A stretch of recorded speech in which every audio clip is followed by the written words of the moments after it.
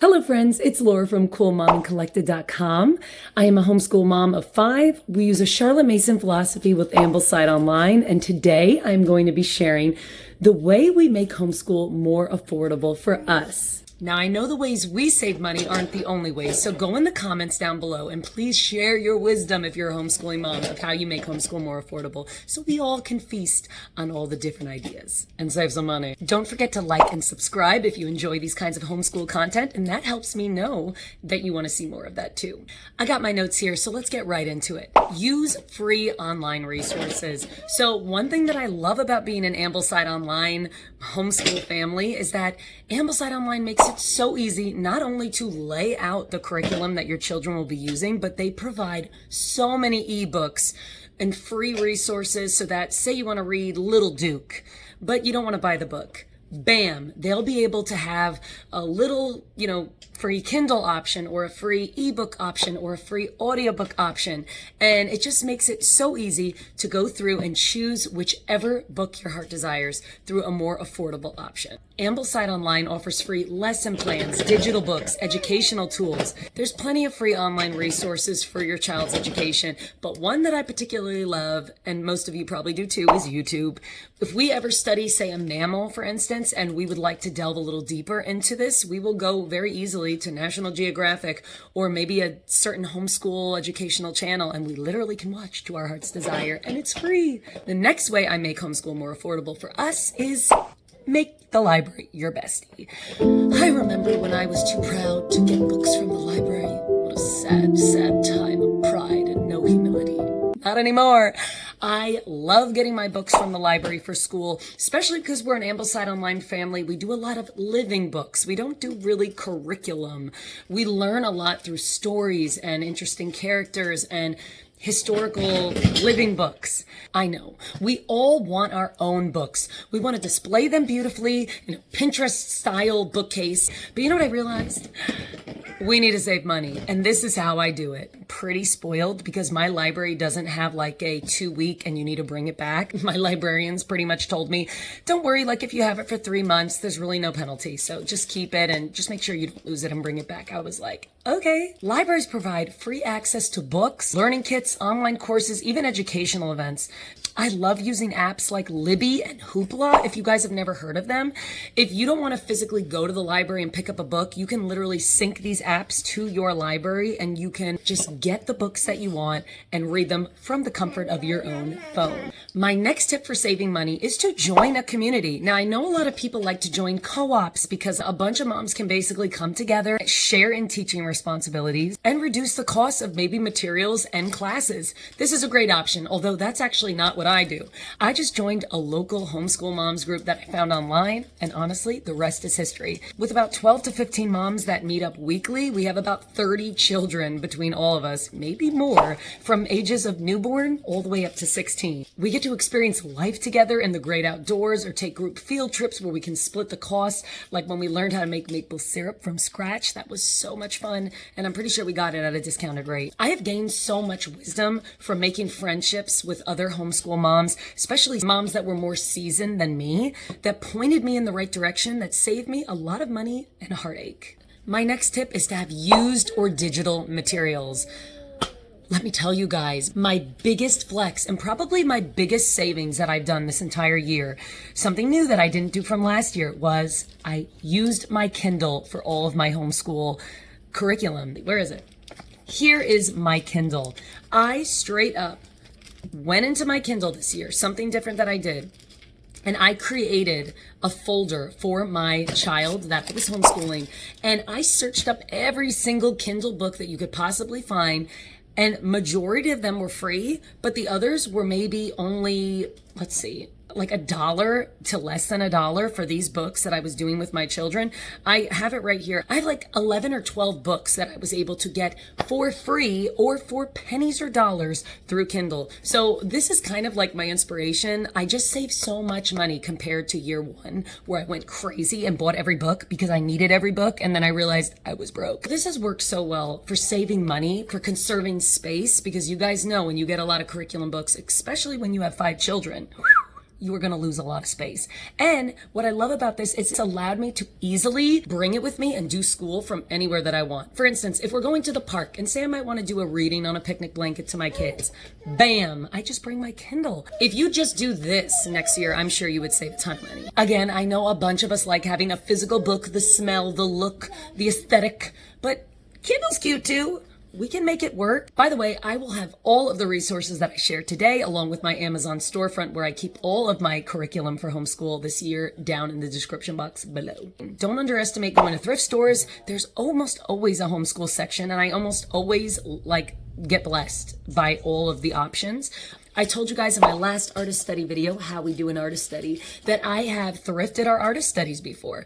There is so much potential that you can find in bookstores. If you have a place like Ollie's, I've found some really incredible bookstores near me where they sell books, hundreds of books, at such a discounted rate. There's also thrift books online. Again, Amazon, you can get used books. There's a little used book section. Don't be that mom that gets into homeschool, sees all the beauty that many moms are able to afford, and then feel guilty that you're doing this, because there may come a time where you can do a little bit more. Take it one day at a time. And remember, you can have the prettiest homeschool supplies in the world, but it doesn't mean your children are learning. So let's stay humble and let's not be willing to pass up some way to save money like that. Community Facebook groups. Guys, there are so many generous moms out there. So many moms that understand the hustle and bustle and what we go through as homeschool moms. They are willing to trade, sell, swap, and sometimes give away the books for free.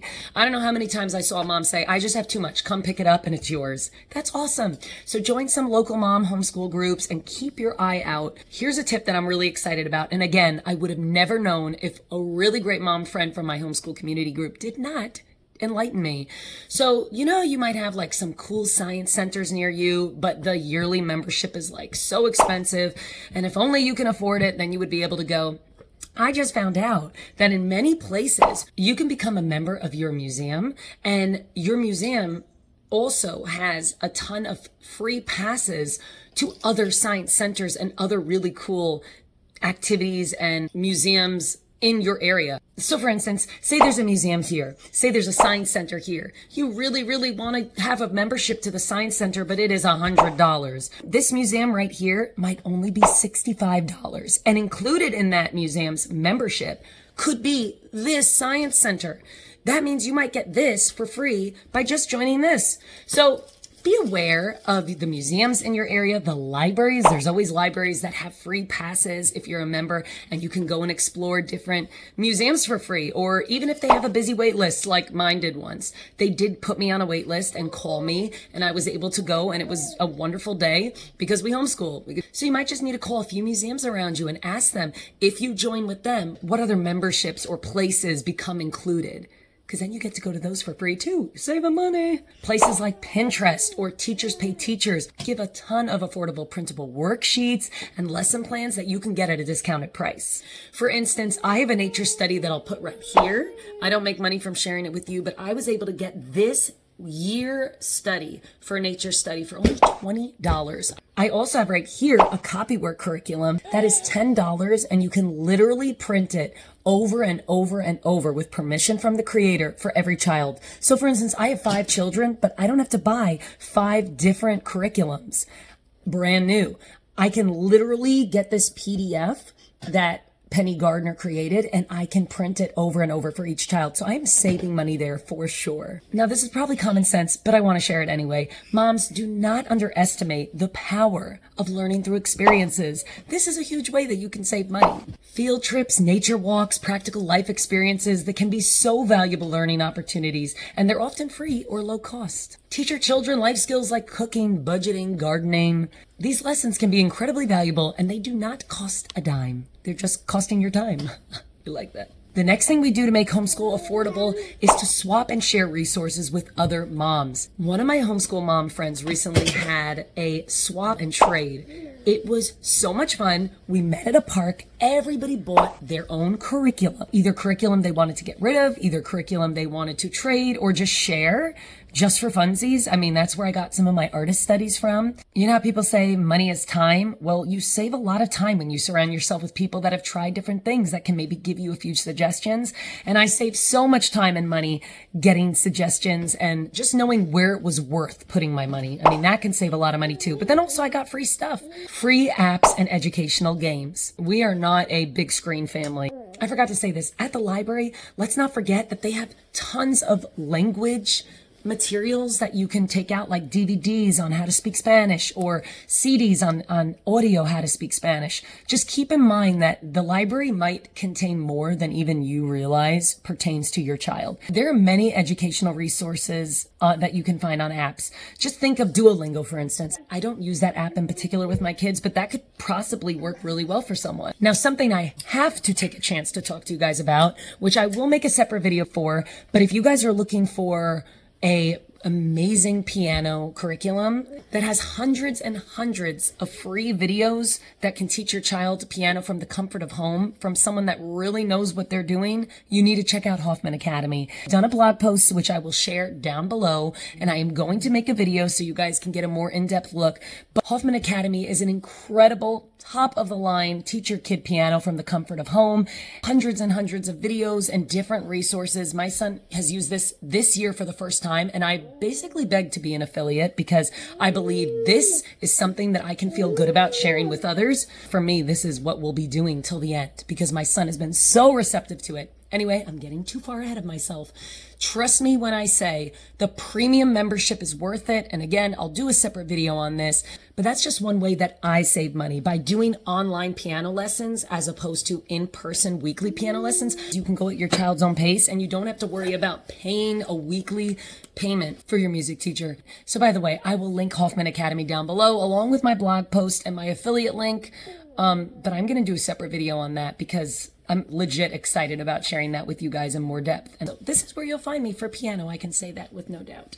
Skip the fads. I know, guys, it can be really tempting because homeschool is really beautiful to be influenced to buy all of the homeschool books, a planner for this, a planner for that, a planner for this.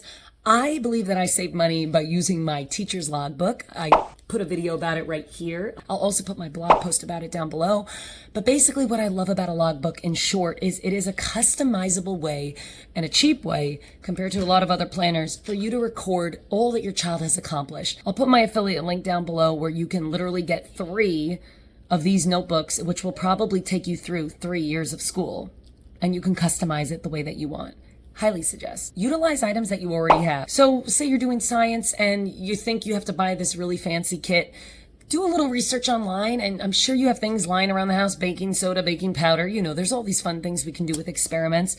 Before you buy those really fancy kits, check out your own kitchen, and that can be a great way to save money. As a large homeschool family, another way that I love to save money is by involving all of my children. So for instance, we're doing a read aloud. I bring all the kids along. So instead of doing one read aloud with this child, one read aloud with this child, one read aloud with, that's a little hard to say, one read aloud with that child. I gather everybody together, varying ages. I find a book that can kind of work for everyone and we'll read it together. You can also do this by doing different subjects and then just making sure that each child is connecting on it in the way that they understand. If you have 5 kids like I do, instead of having a different history book for each child, you can work on making the history topic that you're learning about appropriate for each. Now, I haven't done this yet, but I do think it's worth mentioning because I didn't even know that this was a thing until a mom friend of mine told me. Some public schools allow homeschoolers to participate in extracurricular activities like sports, music, or art classes for free or at a low cost.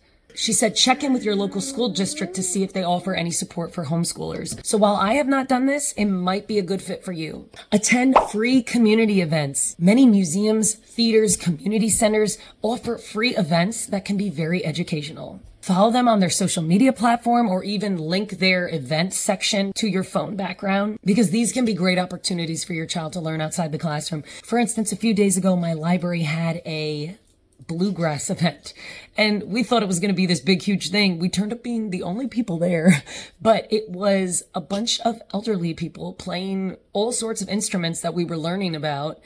and they were taking requests and we were the only ones there. So we were giving all of our different hymns that we had been studying, and they knew a lot of them and played a lot of them for us. And it literally brought the music we've been studying to life. Do you know how good it felt when my child raised his hand when they asked for a request and said, "Do you know Shady Grove?" What is it? Shady Grove, I love Shady Grove, I say. Shady Grove, I'm bound to go away.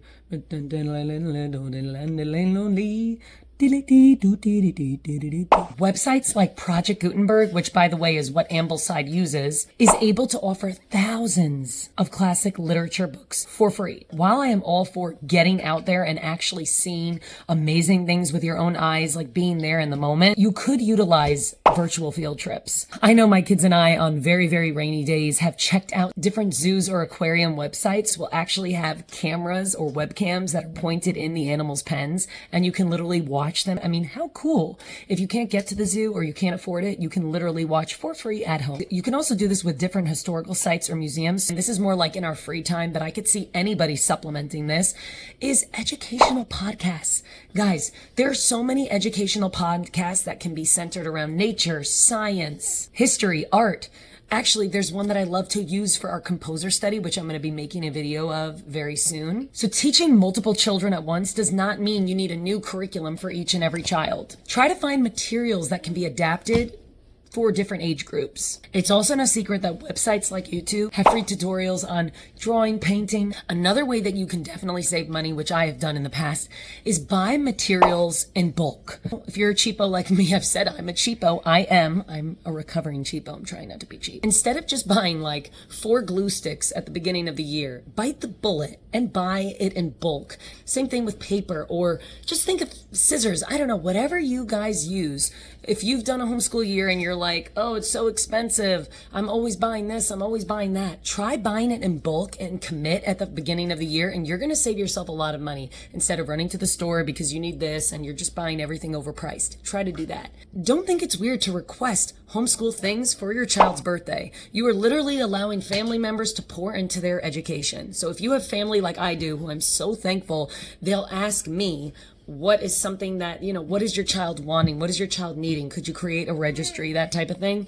You can totally find things that, would interest your child. It's not like my kid wants, this math curriculum for his birthday. Like, if he doesn't want it, don't do that to the kid. If your child has a love for learning, don't underestimate the potential for putting those things down as birthday gifts. And I think it also, to give your child kind of like school material or even school books in a birthday gift scenario, just lets them look at school with a different mindset, makes them realize like this is a gift to be able to learn, to be able to do these different things. And one thing I love about Charlotte Mason is instead of buying a ton of expensive curriculum for the year, focus more on living books, focus more on field trips, on the go learning. This will save you guys a ton of money, and just don't fall into the fads of what everyone else is doing. Find what works out for your child. I hope that you guys enjoyed this video. I hope that it was really helpful for you. And I also am very aware, this is my 2nd year of homeschooling. I'm sure I don't have all the answers, and I'm sure that I'm sort of making this video because I want your pieces of gold of how you save money. I want to save money too. Like this video and stay tuned, subscribe. See you guys next time. Bye.